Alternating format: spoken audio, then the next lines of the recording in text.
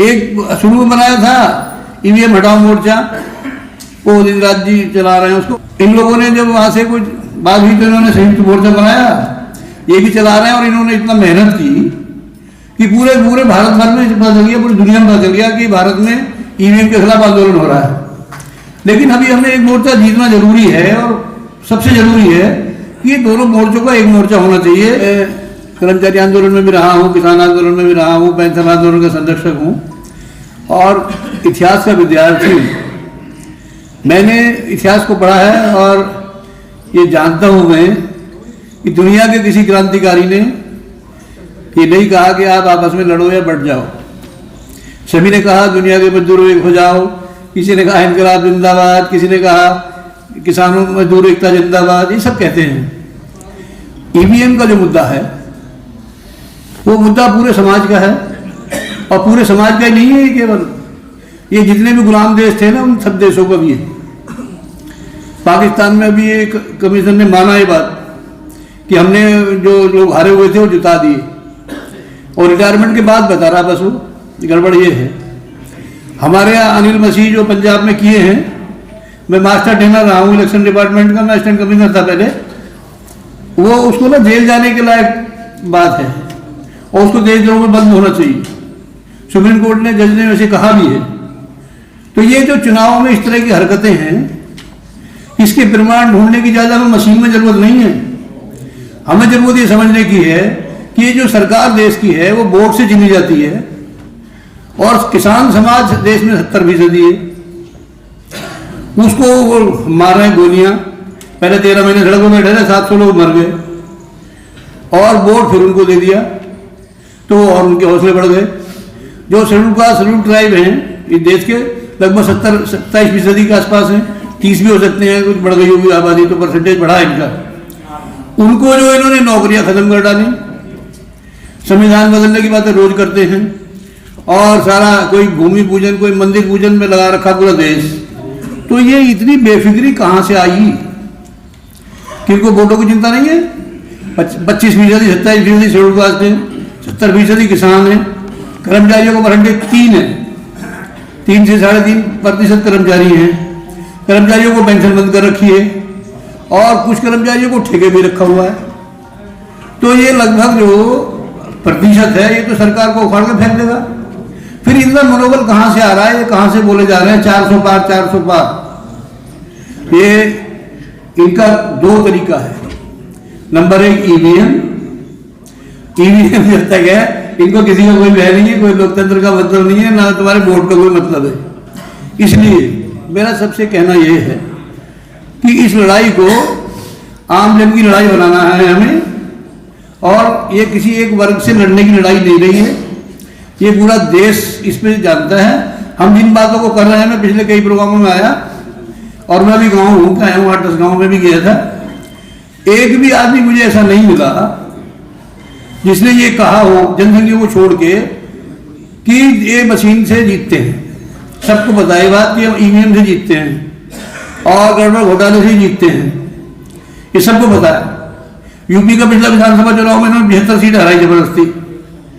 और ईवीएम ना तो ये शेड्यूल कास्ट का मसला है, ना ये मुसलमानों का मसला है। जिसे पीछे आंदोलन हुआ ओखला में, वो तो एनआरसी था वकील साहब, उसमें भी जब लड़ाई शुरू हुई तो इनके जो पैरामीटर थे उसमें आसाम में 13 लाख आदमी मिल गए हिंदू जो इनका कागज ही ना थे, वो कहाँ से आए? तो ये ऐसे मसले छोड़ते हैं, उसमें लोगों को उलझा देते हैं। मेरा कहना है केवल निवेदन ये है कि अभी हम जो लड़ाई लड़ रहे हैं इसकी ईवीएम के खिलाफ, उसमें अभी दो संगठनों के साथ मैं जानता हूँ, एक दूसरे को जानता मैं सभी को, उनमें से सभी अच्छे लोग हैं, बहुत अच्छे लोग हैं। भानु प्रताप जी भी बहुत बढ़िया आदमी है, कपिल जी भी बढ़िया आदमी है, उदितराज जी के साथ हमारे बहुत पुराने संपर्क है, गौतम जी भी हैं, रतनलाल जी भी हैं, और भी बहुत सारे लोग इनके साथ में हैं। लेकिन इनकी एक कमी को मैं यहाँ जरूर कहना चाहता हूँ कि ये 2 क्यों हैं? एक शुरू में बनाया था ईवीएम हटाओ मोर्चा, वो उदितराज जी चला रहे हैं उसको, उनकी 22 तारीख की मीटिंग है। इन लोगों ने जब वहां से कुछ बात हुई तो इन्होंने संयुक्त मोर्चा बनाया, ये भी चला रहे हैं। और इन्होंने इतना मेहनत की कि पूरे पूरे भारत भर में पता चल गया, पूरी दुनिया में पता चल गया कि भारत में ईवीएम के खिलाफ आंदोलन हो रहा है। लेकिन अभी हमें एक मोर्चा जीतना जरूरी है, और सबसे जरूरी है कि दोनों मोर्चों का एक मोर्चा होना चाहिए। मैंने सबसे कोशिश कर ली, मैं तो इसमें फेल हो गया। आप लोगों से मेरा सवाल है कि क्या इनको एक नहीं होना चाहिए? तो इसमें क्या ईवीएम आड़े आ रही है या इनका कोई और कारण है? अरे भाई, ईवीएम का तो कोई कारण ही नहीं है। इनके ईवीएम के खिलाफ तो मैं भी हूं और सबसे अंत तक लड़ूंगा। लेकिन मैं ये पूछ रहा हूं कि ये सारे इतने सीनियर लीडर्स हैं, ये पूरे दुनिया के इतिहास को देख के, क्रांतिकारियों की बातों को सुन के ये इतना तय क्यों नहीं करवा रहे हैं कि वो तो कह रहे हैं दुनिया के मजदूर हो जाओ, और ये इकट्ठे नहीं हो रहे अपने आदमी। अंबेडकर को अगर जिक्र करें, डॉक्टर भीमराव अंबेडकर को, उन्होंने तो 3 ही बातें की ज्यादा, एजुकेट करना है, ऑर्गेनाइज करना है और एजुकेट करना है। और ये सारे अंबेडकरवादी बहुत टेढ़े वाले। तो ये बात समझ में नहीं आ रही। ये बात क्यों समझ में नहीं आ रही? ये अंबेडकरवादी नहीं है, मैं ये कह रहा हूं। ये अंबेडकरवाद के नाम पे फालतू जट्टू खाने की बातें कर रहे हैं। अगर इनको थोड़ा बहुत लिहाज है, चाहे उदयराज जी हों, चाहे ये सारे बंधु हों, इनको मिलकर एक मोर्चा बनाना चाहिए। उसका राष्ट्रीय मोर्चा नाम रखें।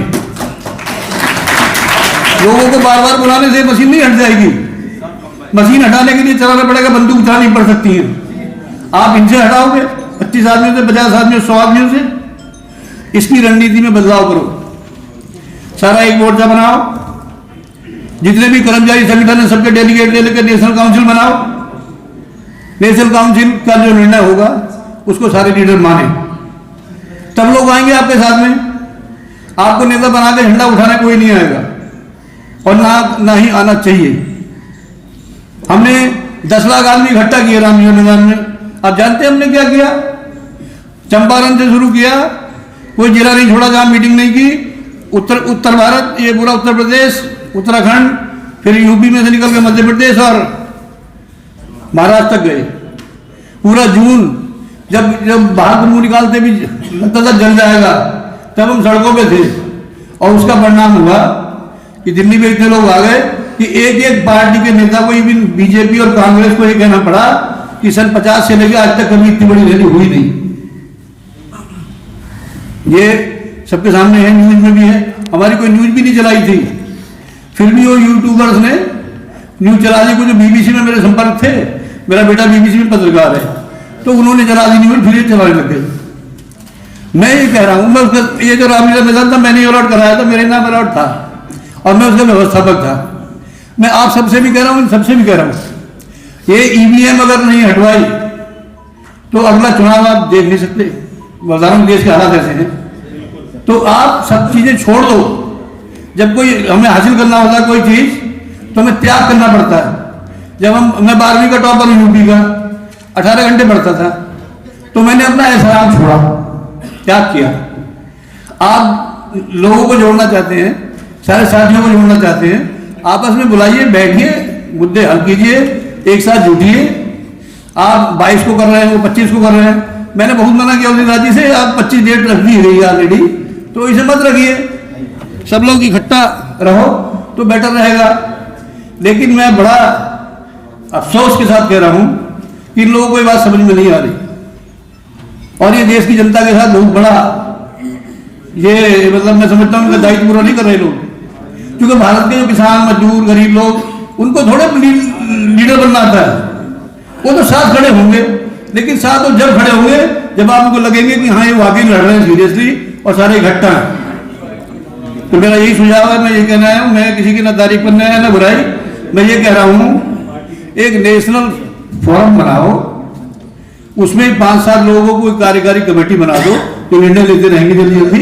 कभी कभी जाना पड़ता है अधिकारियों के पास में, लेकिन सभी संगठनों को जोड़ के नेशनल काउंसिल बनाओ कि भाई ईवीएम हटाना है। और उसमें मैं अभी 15-20 दिन से लगा हूं, कुछ घरेलू समस्या आ गई थी तो फिर दिक्कत हुई। अदरवाइज मैं एक राष्ट्रीय घोषणा पत्र बना, देश की जनता का घोषणा पत्र मैं लिख रहा हूं, वो 2-3 दिन में लिख दूंगा।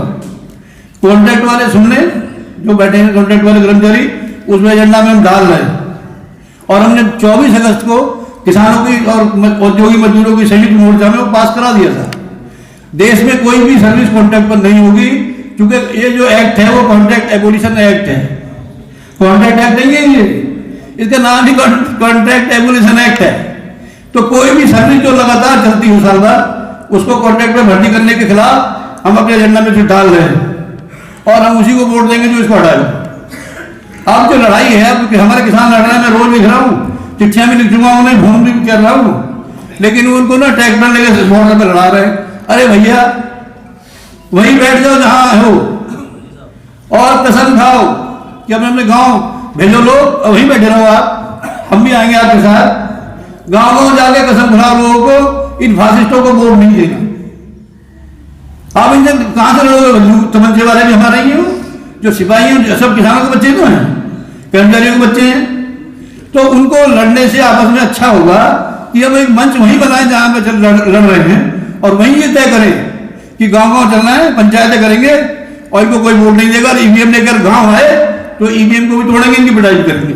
अपने घर भी तो आपने दिल्ली में क्यों पटना, जो इनसे दिल्ली में पिटना नहीं कोई जरूरत नहीं, इन्हें गाँव में पीटो, वहां पिटेंगे। ये आपसे नहीं पिटेंगे, ये कर्मचारियों से बिल्कुल नहीं पिटेंगे, इन्हें हम ही पीटेंगे, इन्हें किसान नहीं चलते बस।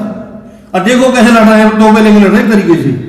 लेकिन उनकी लड़ाई में कुछ लोग ऐसे शामिल हैं जो खुद बीजेपी से मिले हुए। हमारा 16 तारीख का मोर्चा था, मैं भी उसमें संयुक्त मोर्चा मेंबर हूं। 16 तारीख को बंद करना था भारत, लेकिन कुछ लोग अब राइट 13 को बंद कर, 13 को कितनी लड़ाई करेंगे, हो गया चढ़ाई। अब हमें कह के बात जाना पड़ रहा है कि चलो कोई बात नहीं, इन्होंने शुरू कर दिया, चलो अब इनके साथ जाना पड़ेगा, क्योंकि लोगों को चोट लग रही है। 70 आदमी को गोली लगी, 2 दिन में घूम गया, इतना बुरा हालत है। खैर पंजाब में, हरियाणा में हो गया है, हमारी जो ग्राम पंचायतें और गांव पंचायतें सभी इकट्ठा हो रही है। आप लोगों से भी मेरी अपील है कि यहाँ से हो सकता है तो हम एक बस लेके या चाहे तो कारें लेके, कुछ मालाएं लेके किसानों को जाके पहनाने की तुम्हारी हिम्मत बहुत बढ़िया है, लेकिन ऐसे नहीं लड़ो, वोट से लड़ो, वोट के प्रहार से लड़ो। हमारे जो पेंशन आंदोलन का नारा है, 3 से न तलवार से पेंशन मिलेगी, वोट के प्रहार से। भगत सिंह ने भी कहा कि ये जो क्रांति है तो ये पिस्तल की संस्कृति नहीं है, वो तो विचारों की शान पर तेज होती है क्रांति की तलवार। डॉक्टर भीमराव अंबेडकर भी यही कहे कि आप एजुकेट होइए। तो मैं यही कहते हुए अपनी बात खत्म करता हूं, ज्यादा समय ले लिया मैंने, सॉरी फॉर दैट। मेरा जिंदगी का एक एक क्षण ईवीएम के खिलाफ लड़ूंगा मैं। हमें कोई पद नहीं चाहिए, हमें कोई पद नहीं चाहिए, लेकिन जिन लोगों ने ईवीएम या वोट का अधिकार दिलाया था, हमें उनकी इज्जत के लिए भी लड़ना, अपने अधिकार के लिए लड़ना। हमें पदों की जरूरत नहीं है। मोर्चा में कार्यकर्ता भी तो चाहिए, हम कार्यकर्ता रह के काम करने को तैयार है। और आप भी यही सोचना, जो कार्यकर्ता है वही जीतेंगे, और जो नेतागिरी के लिए लड़ रहे हैं ये अपनी जिम्मेदारी को समझें। बहुत बहुत धन्यवाद। किसी को मेरा अपमान करना मेरा इरादा नहीं था, लेकिन ये सच इतना तगड़ा है कि कुछ लोगों को अपमान लग सकता है, उनसे भी